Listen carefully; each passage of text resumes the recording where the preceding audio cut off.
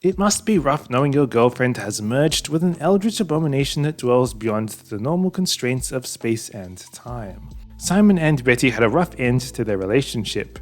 In this video, I'll explain why their arc in Fionna and Cake was compelling from start to finish. At the heart of Simon's story in Fionna and Cake were certain mysteries that kept us guessing throughout the series. Would Simon turn back into the Ice King? How would he help save Fionna and Cake's world in the end? Could he finally let go of the pain he was feeling about his relationship with Betty? Part of the tension of the story came from us searching for answers with the characters, watching them stumble and make mistakes. The answers to these questions are not found in understanding the plans of a villain like the Scarab. Rather, the answers to these questions are found in the characters' relationships. When Fionna finds out about Gary and Marshall's relationship, she decides she doesn't want Simon to become the Ice King. Once Simon speaks with Betty directly, he's finally able to let go of at least some of the pain and guilt he's been carrying. In his work on the writing of great tragedy, Aristotle argued in Poetics that to create a tragic effect and evoke feelings of fear, dread, and pity, a creator should be aware that if an enemy takes on an enemy, there is nothing in his acting or planning to arouse pity, only the actual suffering of the victim. So too when the characters are strangers. What should be looked for are cases where the sufferings occur within relationships. So, in Simon and Betty's case, the unhealthy aspects of their relationship are part of what makes their story tragic. But there's a more technical side to the narrative of Simon and Betty in Fionna and Cake. The plot is structured to include two elements that make for a compelling tragic narrative: discovery and reversal.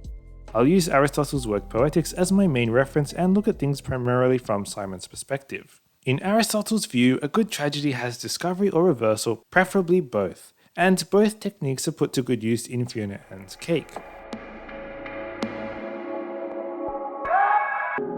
In Fionna and Cake, it's built up over the course of the series that Simon has to get the crown and become the Ice King again. But when he finally gets the crown, instead of becoming the Ice King, he finds himself face to face with Golb. This confrontation is the finale's big reversal of the expected course of events.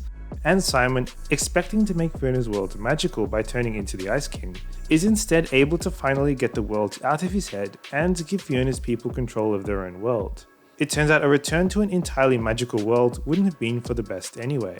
Mystery writer Dorothy L. Sayers had a useful take in her essay Aristotle on Detective Fiction, in which she wrote that a reversal of fortune may happen to all or any of the characters. A man of vast wealth may be reduced to the status of a mere dead body. The detective, after several errors of reasoning, may hit upon the solution. Such peripeties keep the story moving and arouse alternating emotions of terror, compassion, and so forth in the reader. These events are best brought about not fortuitously, but by some defect in the sufferer. In the end, Simon has to be a bit like a detective, following leads to uncover the truth about how he can save Fionna and Cake's world. And of course, it's not what he thinks. Ultimately, Simon's discovery in Fionna and Cake comes from Betty placing him in a position where he sees his past in a different light thanks to a fictional story Betty shows him. In Aristotle's terminology, this would be discovery by inference, only the second best kind of discovery according to the ancient Greek. Aristotle prefers a more direct discovery, through actual events, as he puts it. While that would be less convoluted, what would Adventure Time be without its afterworld plot points, really? In Aristotle's words, discovery, as the term implies, is a change from ignorance to knowledge, and thus to either love or hate on the part of those destined for a good or bad fortune. The violent tragedies of Aristotle's day are no longer in vogue, so a dramatic downfall and surrendering to hate are not necessary in Simon's story. Rather, in the case of Fionna and Cake, Simon's transition is from love for Betty and self-hate to acceptance.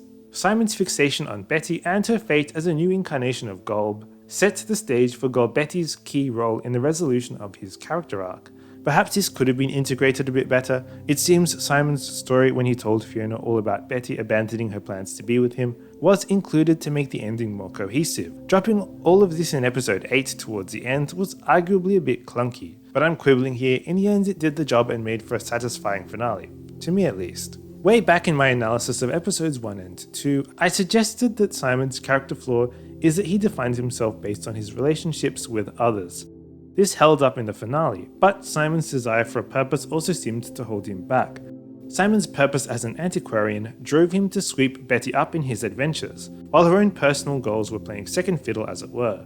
Ultimately, the mystery regarding whether Simon could overcome his emotional pain was solved by him reaching an understanding of his own flaws. "I stood by and allowed you to sacrifice yourself for me," he says to Betty in the end, "even though I should have known better." Simon finally understands the flaws in his relationship with Betty, and he recognizes that she doesn't see the relationship as having been healthy. His ability to see that she has accepted all her choices, made peace with them, and moved on allows him to let go of his guilt and his obsession with being the Ice King. Seeing that she has moved on allows him to move on too, and focus on what to do next as Simon Petrikov. As it happens, the most supportive people in Simon's life at this point in time are actually the people in his local pub run by Dirtbig Guy. They may be a bit oblivious. Dirtbig Guy should really stop pestering Simon about his Fionna and Cake stories, but they're well intentioned. They are consistent in trying to be supportive and friendly. It's just that Simon is so stuck in the past and stuck in his own head that he doesn't appreciate this until the end. This ties into the Cheers motif, the pub where everyone knows your name. It provides a reason to be optimistic about Simon enjoying the next stage of his life. So to recap, the conflicts most important in Simon's story were tensions in his relationships, whether it was in his past with Betty or even in his misplaced desire to sacrifice himself for Fiona. Reversal was used to good effect in the finale, turning the goal of Simon becoming the Ice King on its head, and allowing him to accept himself as good old Simon Petrikov. Discovery is what allowed Simon to gain that acceptance. Simon discovered that his relationship with Betty wasn't as perfect as he remembered. He recognized that they both made mistakes. He came to understand that she had moved on and he could too.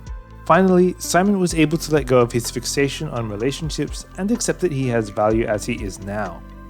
Personally, I was moved by Simon and Betty's story, and noticing some simple but very old techniques put to effective use gave me a greater appreciation of the work the creators put into the show. If you enjoyed this video, you can help the channel by liking and subscribing, and thank you to those of you who have subscribed already. Have a great weekend, thank you for watching!